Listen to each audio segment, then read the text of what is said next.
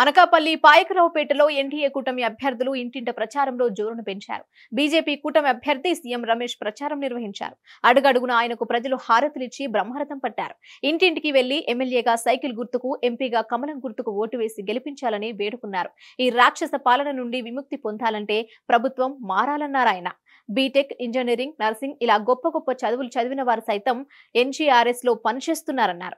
ఎందుకంటే నిరుద్యోగులకు ఉద్యోగాలు కల్పించలేదు కాబట్టి బ్రతుకు తెరువు కోసం పనిలోకి వెళ్తుంటే వాళ్ళని చూసి తనకు చాలా బాధ కలిగిందని తెలిపారు. తమ ప్రభుత్వం అధికారంలోకి రాగానే నిరుద్యోగులకు ఉద్యోగాలు ఇప్పిస్తామని హామీ ఇచ్చారు.